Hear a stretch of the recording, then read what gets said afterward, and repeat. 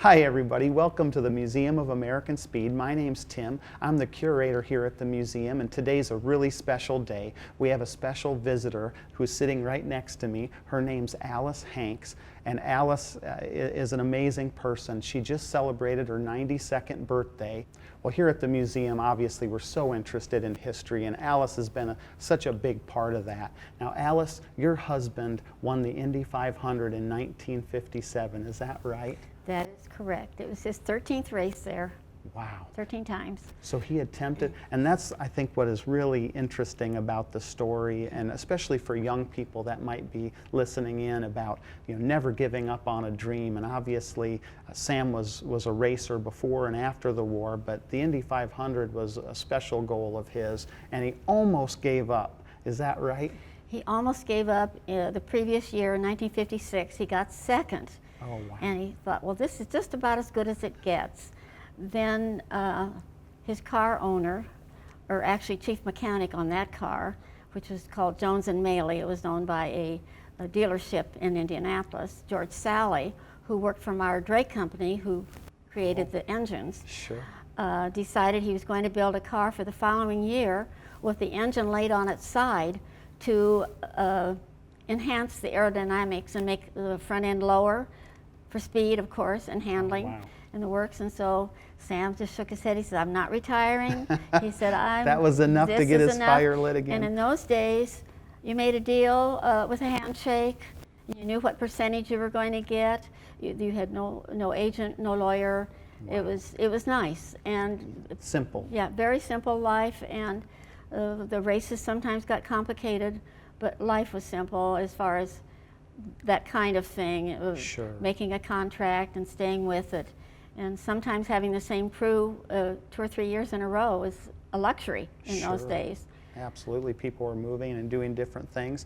When he heard about the new car, was it a situation where he actually had a chance to see the car being built, or was it? Absolutely, it was built in George Sally, who lived in Whittier, California. Oh, wow. And George, as I said, worked for Meyer Drake Engineering, but he was also a builder. He started the chassis, and they had Quinn Epperly, who was a fabricator, come in and do the body work. But George had already created the design and the lower center of gravity.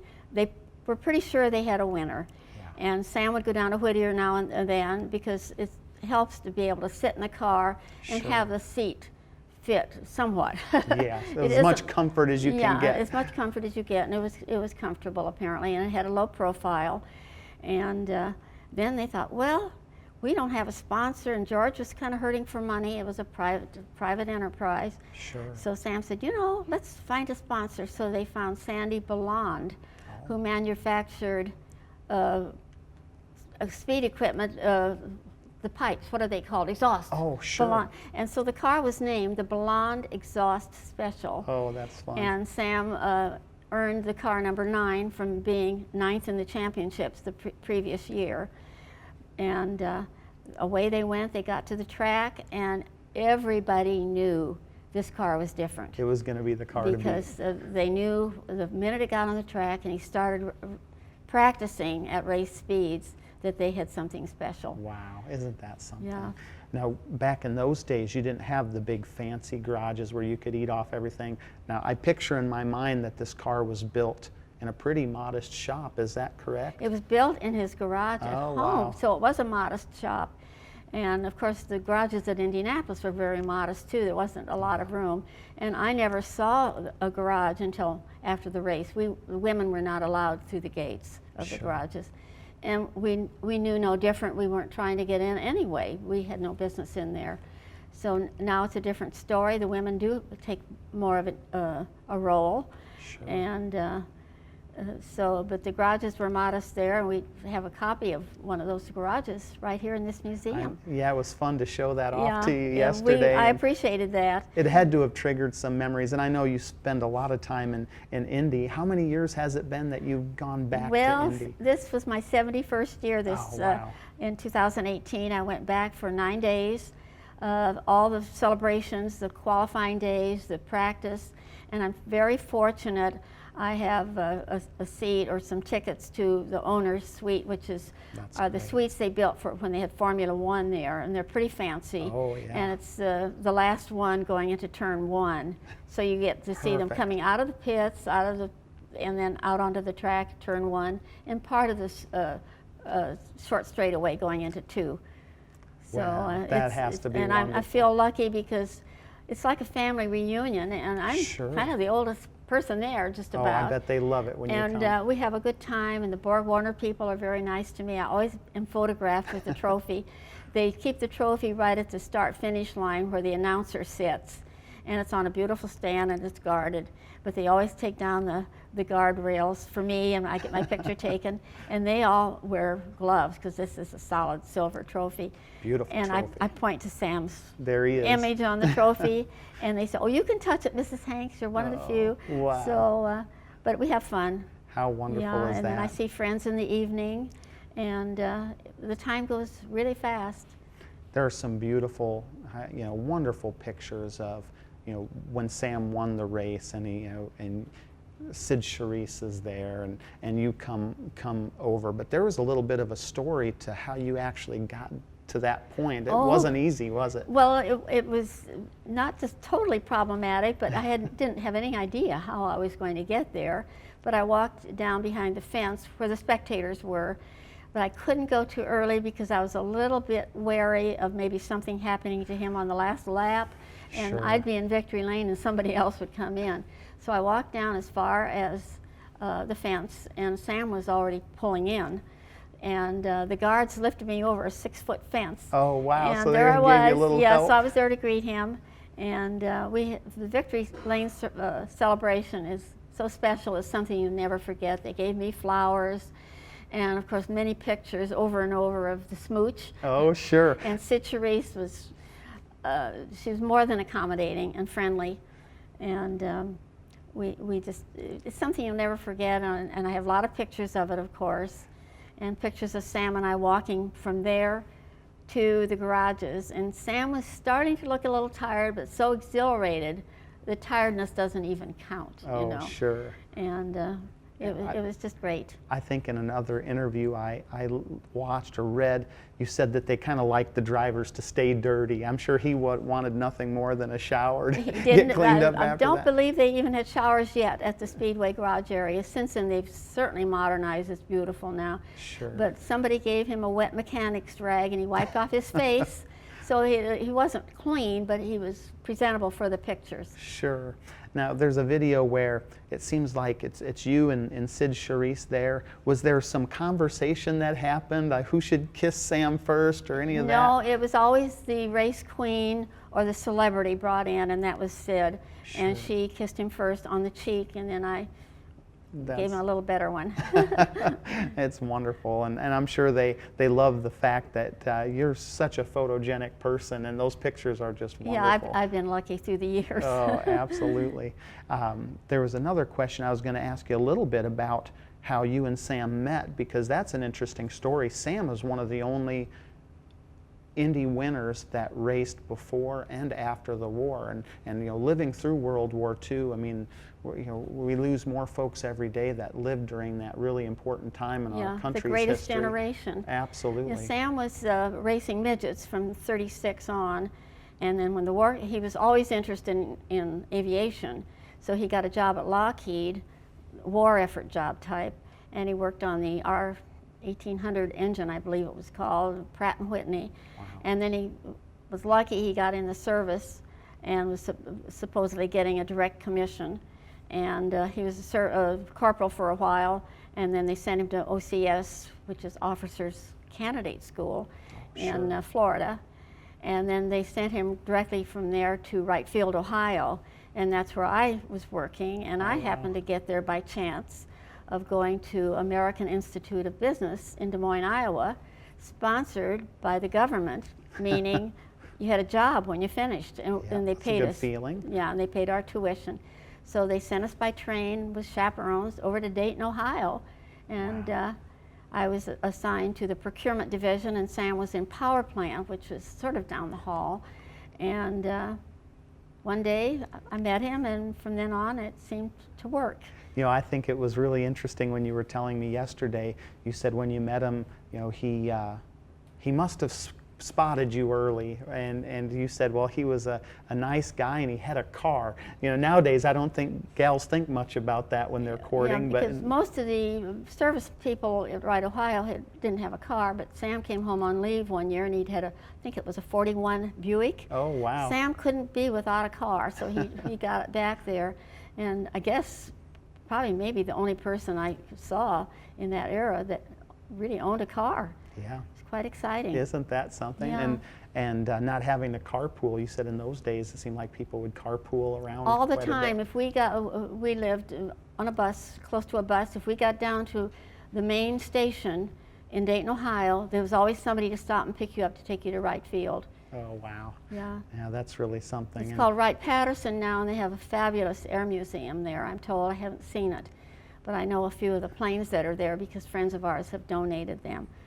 And that's another interesting facet of your own personality. Yesterday I asked about Sam, what other interests he had, and you told me that he was an airplane enthusiast, and you had your own airplane, and you were also a pilot. Tell me a little bit about flying around the country in those days. Well, that's right. Sam sort of decided, well, he said, I'm going to buy an airplane. I said, oh my gosh, I'm not going to fly in a small plane.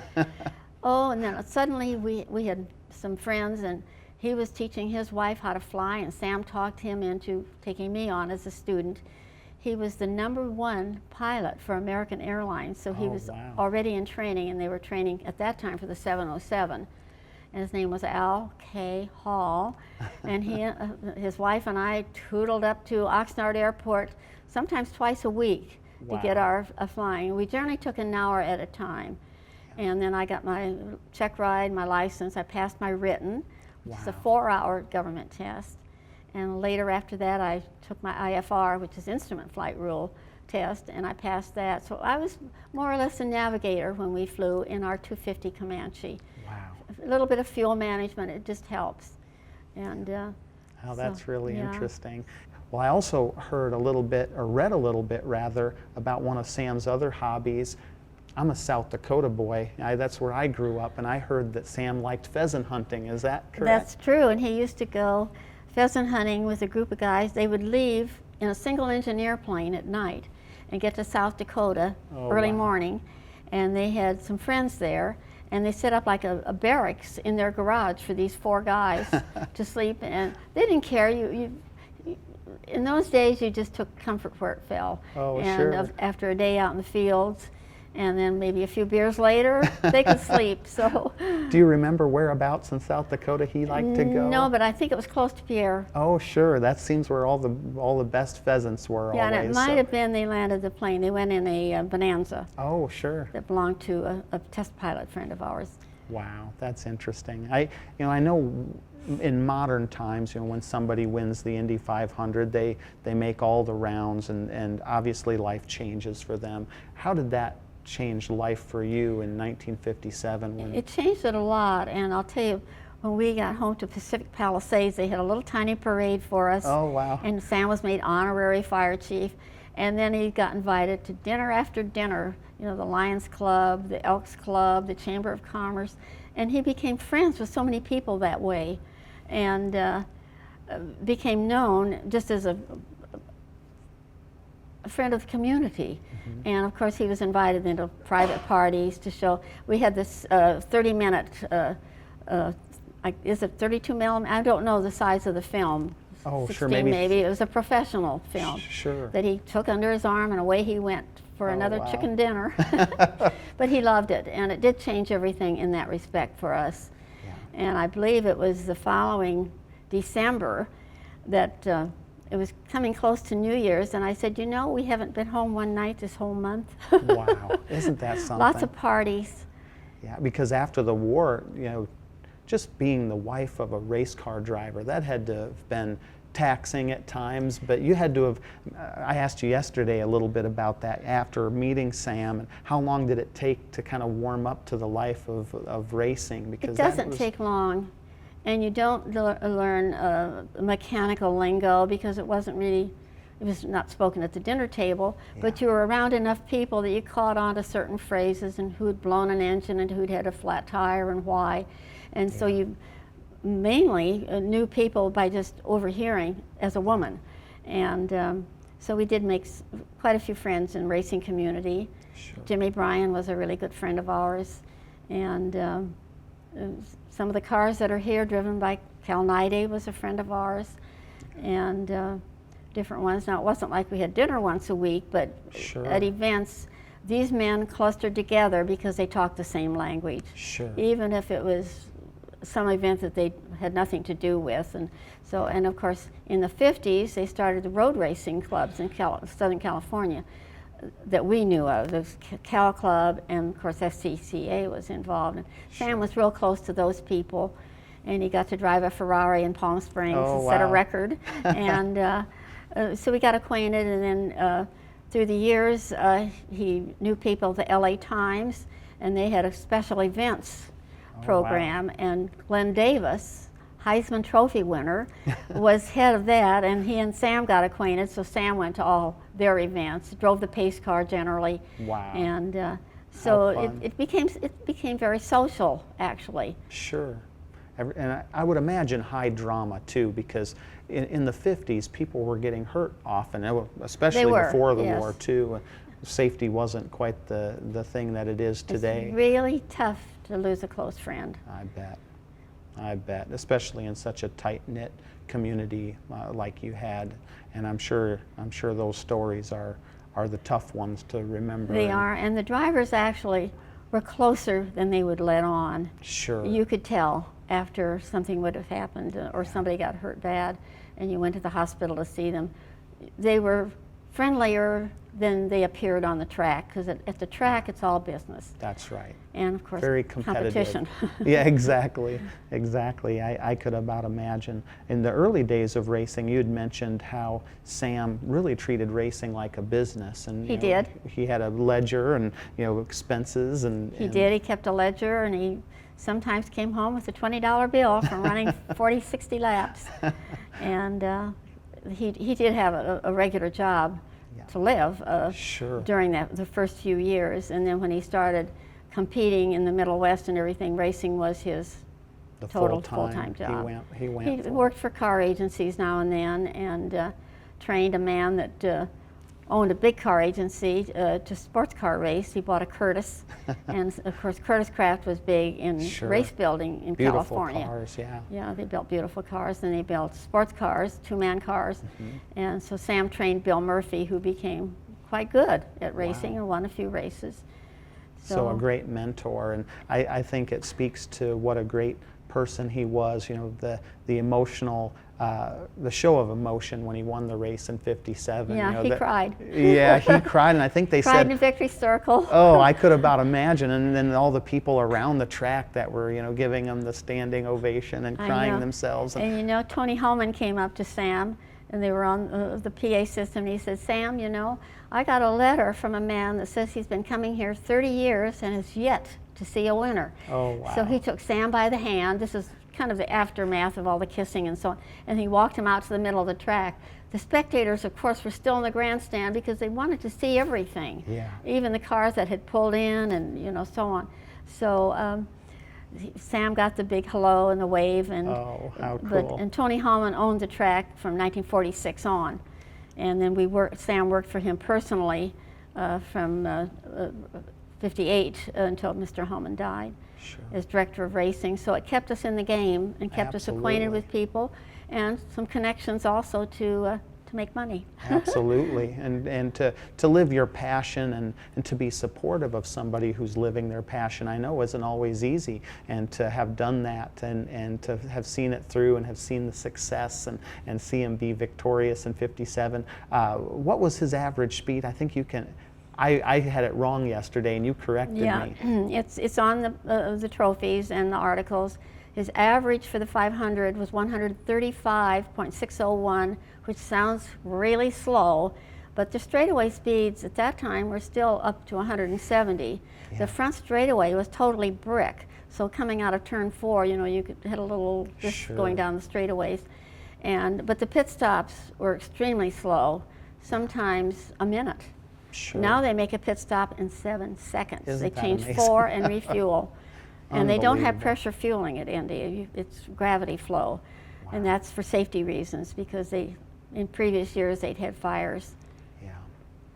Your home in California, I read that you built that, you and Sam built that yourselves, is that right? Yeah, yes we did. We had it built for us we moved in 58. Oh, wow. We lived right in the same area, about 6 houses from where we are now, or where I'm still. But we wanted an ocean view, and you can look out, we face due south, so on a clear day we see Catalina, we see the whole Bay Area out to Palos Verdes, and we have some wonderful sunsets, especially in the winter. Wow. The sun goes right into the water, and it's something you see in Hawaii a lot. You have a green glow when it drops yes. in. Not all the time, but it's fun. And I'm going to go home and tell my wife that's the secret to long life. Maybe we is need to live move by to the water. Yeah, boy, that Yeah. sounds awful nice. And Yeah. and in the home, there's a room. I've not seen it, but Clay Smith has told me about it.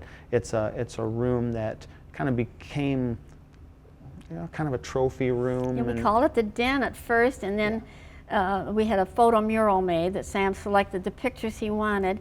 And he said, well, now we won't have to have any pictures on the wall.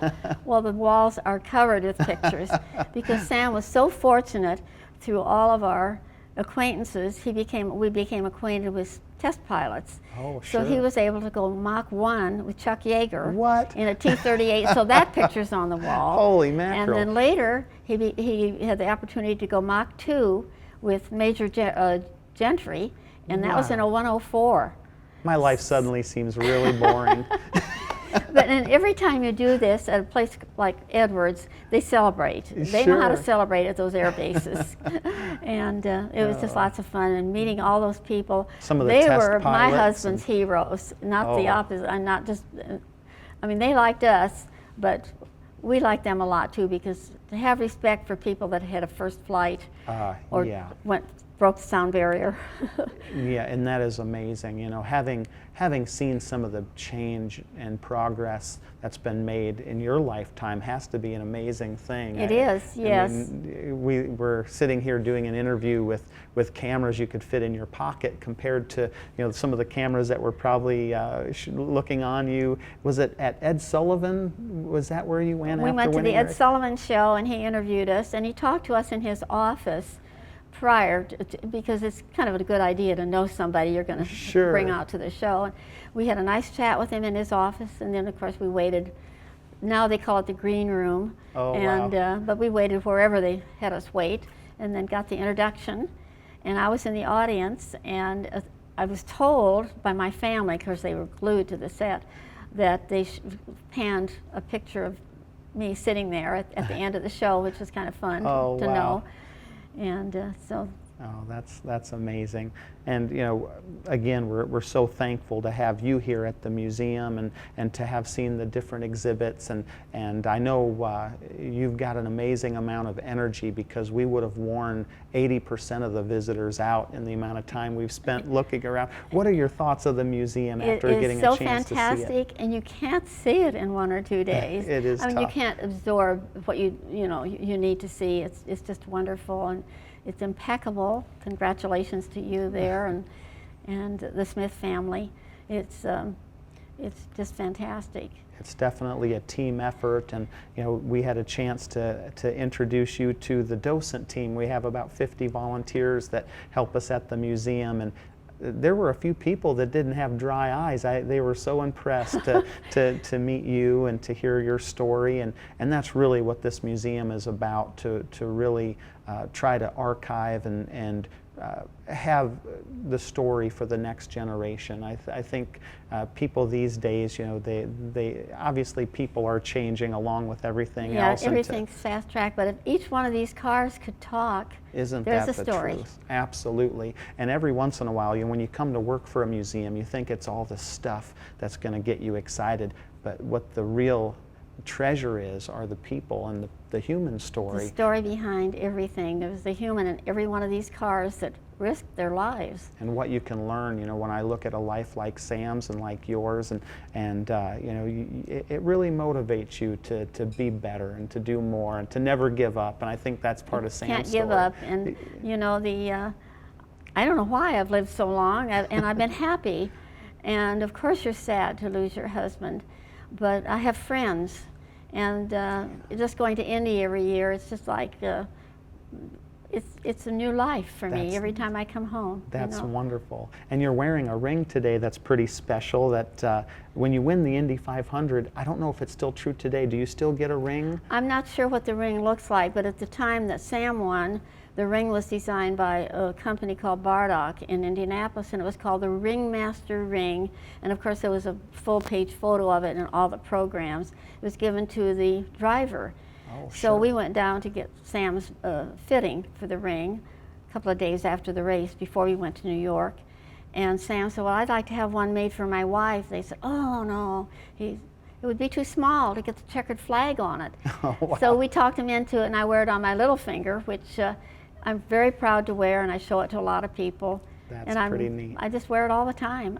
Not for housework, but for when you're out with car friends. When I'm out of the house, yeah. Sure. Well, I'm very proud to wear it. that's wonderful. You don't have to be too perceptive to understand that you and Sam had a really special relationship. You see it in the pictures. Yeah. Even though some of them might have been photos, you can see the connection there. You had a wonderful and relationship. even when he was failing, if I'd walk in the room, he had really nice blue eyes. His eyes lit up, and I could see it, and people would comment on it. The That's minute he sees you, wonderful. his eyes light up. And for a guy that had done and seen just about anything, that says a lot. I hope so. It just, we had a nice relationship, and he was a really beautiful man. Yeah, well, I think the same could be said of you. And anytime I'm from South Dakota, where we have a lot of red-tailed hawks, and anytime I see one, I point it out to my kids. My wife always says, it's another animal, but I say, well, red-tailed hawks are beautiful. But I know they hold special significance to you. They certainly do. We are on a hill, so we're perched up here, and there's some real estate that's part of our property that goes down, and it's covered with natural California brush. And what the red-tailed hawks like to do is they cruise and they catch the thermals, the sure. updrafts, and they cruise, and they when they say eyes like a hawk, they dive and they come up with it. And Sam enjoyed them so much, and he said, you know, when something happens to me, I'm coming back as a red-tailed hawk, and I'm going to keep my eye on you. And it's true. I think of that almost every time I see a red-tailed hawk. We love them. Well, I'm sure he is, and what an amazing person, and an amazing American story, and as is yours, and it's just such a pleasure to have you here, and I hope you come back again, and we can do this all over. And if I don't come back, I'll be here in spirit. Well, and absolutely. hopefully it all works out to have a little Sam Hanks room here. We would love that. So. That would be wonderful, and that's we would love to continue telling the story because it's a beautiful one. And to everyone that's tuned in, we really thank you for joining us, and hope you can come and visit the museum and see everything firsthand. And you know, again, the most wonderful thing are the amazing people that make all of this stuff come alive. And hope you'll come and see us again soon. Thanks for joining us, everybody.